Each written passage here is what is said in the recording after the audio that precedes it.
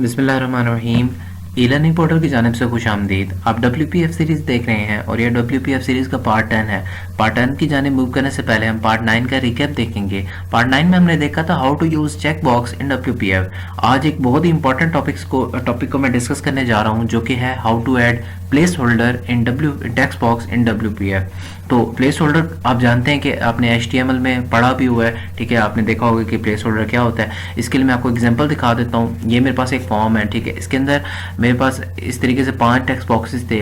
अगर मैं ऐसे करता कि हर टेक्स्ट बॉक्स के अंदर जो चीज़ मैंने लिखनी है उसको मैं एज अ लेबल साइड पे एज अ हेडिंग या लेबल यूज़ करता, तो मुझे इस पूरे फॉर्म की विड्थ को बहुत ज़्यादा इंक्रीज़ करना पड़ना था। तो उसके लिए मेरे पास बेटर सोल्यूशन ये था और बड़ा खूबसूरत सोल्यूशन था कि मैं प्लेस होल्डर को यूज़ करूं और इस वजह से मेरी स्पेस भी बच गई और ये जो फॉर्म की लुक है वो भी बहुत प्यारी आ गई और बड़ा अच्छे तरीके से मैंने उसको हैंडल कर लिया इस चीज़ को। तो प्लेस होल्डर बड़ी इंपॉर्टेंट चीज़ है और अक्सर आपको प्लेस होल्डर जो है वो यूज़ करना पड़ जाता है और बड़ा बड़ा अच्छा भी लगता है, ठीक है। तो प्लेस होल्डर को आज हम सीखेंगे। तो अपने विजुअल स्टूडियो की जानिब बढ़ते हैं और विजुअल स्टूडियो के अंदर मैं एक नया फॉर्म जो है वो ऐड करूँगा, ठीक है, और ऐड न्यू आइटम और WPF विंडो और यहाँ पर एक नया फॉर्म ऐड करूँगा, टेक्स्ट बॉक्स प्लेस होल्डर, ठीक है। एक नया फॉर्म मैंने ऐड कर लिया, ये आपका नया फॉर्म आ गया। इसके अंदर मैं थोड़ी सी स्टाइलिंग कर लूँगा, ग्रेड डॉट रो डेफिनेशन और रो डेफिनेशन हाइट 50, रो डेफिनेशन 50। ये दो मैंने रोज ऐड की, इसी तरीके से मैं 2 कॉलम्स ऐड कर दूंगा। ये आपने देखा होगा कि मैं तकरीबन हर लेक्चर के अंदर मैं ये काम कर रहा हूँ कि 2 रोज़ या 3 रोज़ और 2 कॉलम्स या 3 कॉलम्स मैं ऐड करता जा रहा हूँ। उसकी रीज़न ये है, ये नेसेसरी नहीं है, बट वो आपके डिपेंड करता है कि आप किस तरह की डिज़ाइनिंग करते हैं। बट मैं ये क्यों कर रहा हूँ, मैं इस वजह से ये करता हूँ ताकि समझाने में आसानी हो जाए और ज़रा चीज़ जो है वो उसकी लुक बेटर आ जाए और अच्छे तरीके से समझ आ जाए, ठीक है। तो ये मेरे पास कॉलम्स आ गए, ठीक है।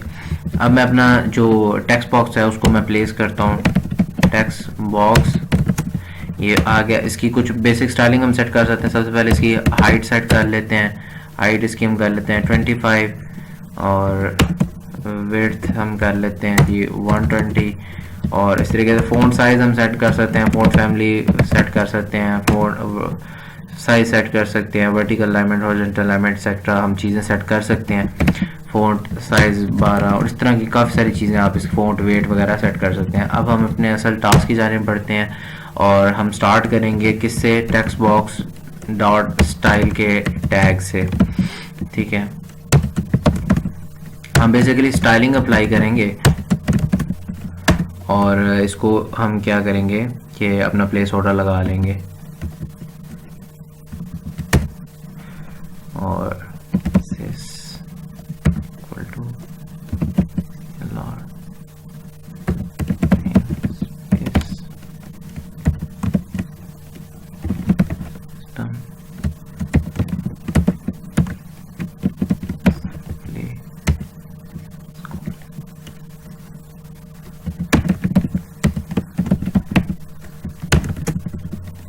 अब स्टाइल के टैग के अंदर हम मज़ीद काम करेंगे।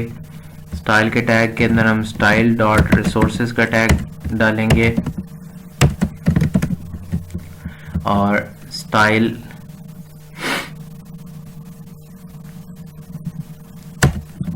डॉट रिसोर्सेज के अंदर हम क्या करेंगे कि एक विजुअल ब्रश बनाएंगे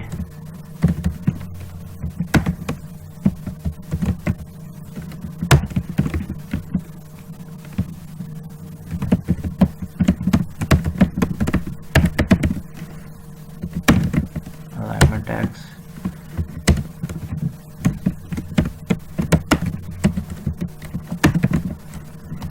सेंटर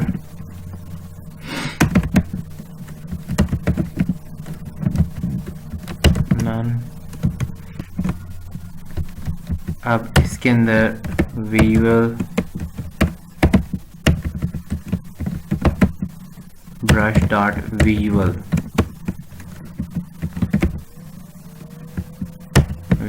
ठीक है। और इस विजुअल के अंदर हम एक लेबल का टैग लगाएंगे, इसका कंटेंट क्या होगा, यही हमारा प्लेस होल्डर होगा, ठीक है। एंटर नेम हेयर, ठीक है।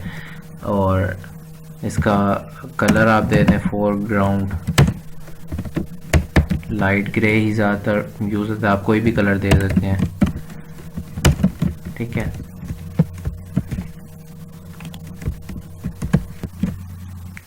अब अपने रिसोर्सेज से बाहर आ जाएं और आपने क्या करना है कि आपने ट्रिगर्स डिफाइन करने हैं, स्टाइल डॉट ट्रिगर्स,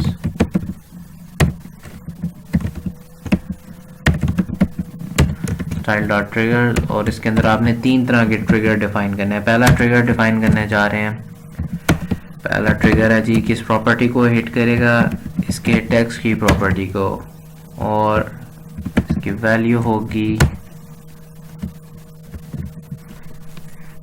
पहले ये एंगुलर ब्रैकेट डालें x, static resource, static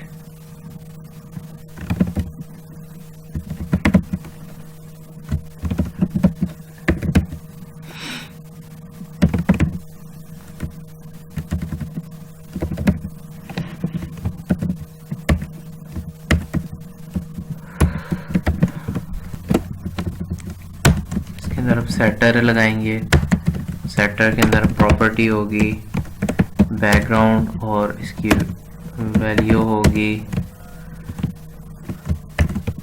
static resource Q banner brush, ठीक है। अब अगला ट्रिगर इसी तरीके से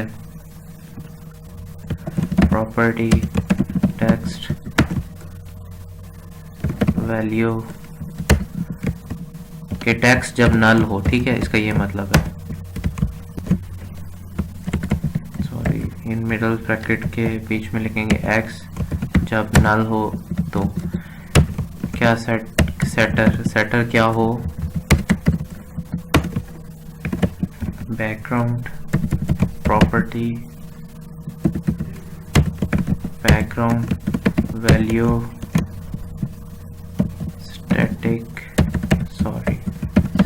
रिसोर्स और क्यू बैनर ब्रश।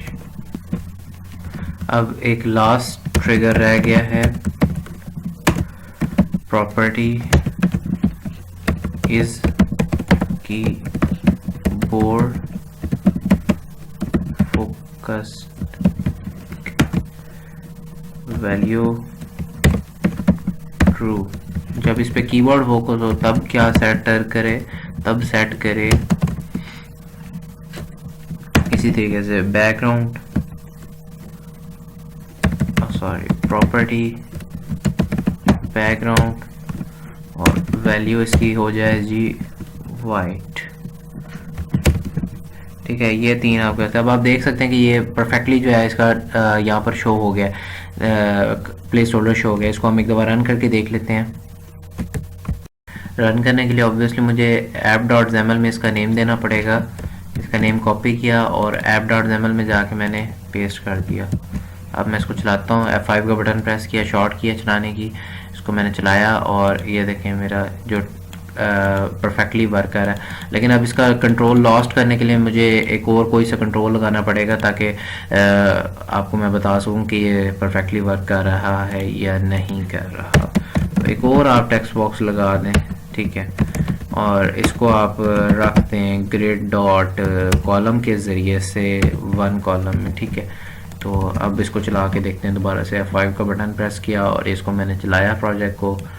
अब हम इसको चला के देखते हैं, ये देखें अब जब उससे कंट्रोल लॉस्ट होता है तो वो दोबारा से वापस आ जाता है प्लेस होल्डर, और जब उस पर आता है तो वो प्लेस होल्डर ख़त्म हो जाता है। तो बड़े मज़े का ये इफेक्ट दे रहा है आपको, ठीक है।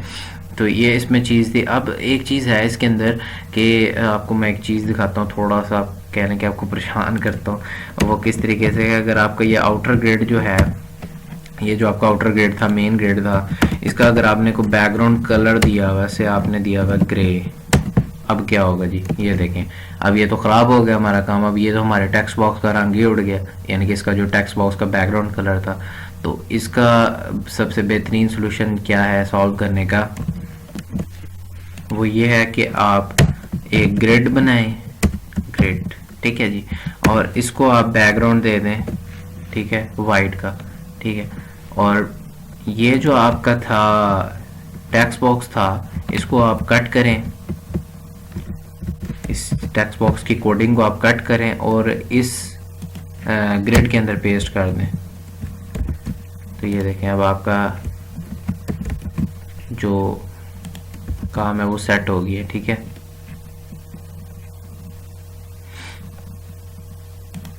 अब देखें ये फुल विड्थ ले रहा है, ठीक है। तो हम क्या करते हैं कि यहाँ से इसकी हाइट और विड्थ को कट करते हैं और हम क्या करते हैं कि इसको, इस ग्रिड को ये हाइट और विड्थ दे देते हैं। ये देखें, अब आपका काम ओके हो गया। अब जो हम चीज़ चाहते थे वो हमने अचीव कर ली है कि बैकग्राउंड जो मेन ग्रिड है उसका कलर, कुछ भी बैकग्राउंड जो भी दिया हुआ उससे अब हमें फ़र्क नहीं पड़ रहा। अगर आप इस जगह पर आप कहते हैं कि मैं टेक्स्ट बॉक्स के टैग के अंदर अगर यहाँ पर दे दूँ, सॉरी, वो बैकग्राउंड कलर यहाँ पर दे दूँ, तो उससे ये मसला हल नहीं होगा। उससे इसका ये देखें ये हट जाएगा, इसका जो प्लेस होल्डर है वो डिस्टर्ब होगा। तो आपने कैसे क्या करना है कि ये उस सूरत में मैं आपको बता रहा हूँ कि अगर आपने एक आउटर ग्रिड है और उसके अंदर आपने एक बैकग्राउंड कलर यूज़ किया हुआ है, जैसे ये देखिए मैंने बैकग्राउंड कलर ग्रे यूज़ किया है, इस तरह का कोई बैकग्राउंड कलर यूज़ किया हुआ है, तो उस सूरत में आपके पास क्या होगा कि आप एक और ग्रिड लेके इस टेक्स्ट बॉक्स की कोडिंग को उस ग्रिड के अंदर रख देंगे। तो फिर क्या होगा कि आपके पास परफेक्टली जो है ये चलने लग पड़ेगा, ठीक है। तो आप देख सकते हैं कि हमने इस लेक्चर के अंदर एक बड़ी इंपॉर्टेंट चीज़ सीखी कि किस तरीके से टेक्स्ट बॉक्स के अंदर प्लेस होल्डर को लगाया जाता है।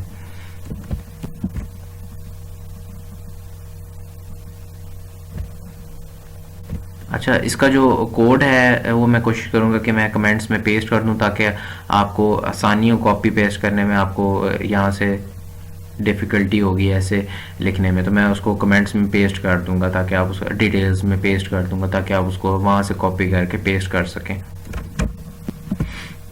Thank you so much for watching, please subscribe my channel. और अगर आपको कोई भी क्वेश्चन है, कमेंट्स है, तो उनको पोस्ट कीजिए या मुझे ईमेल कीजिए मेरे ईमेल एड्रेस पर। और नेक्स्ट ट्यूटोरियल तक के लिए अल्लाह हाफिज़।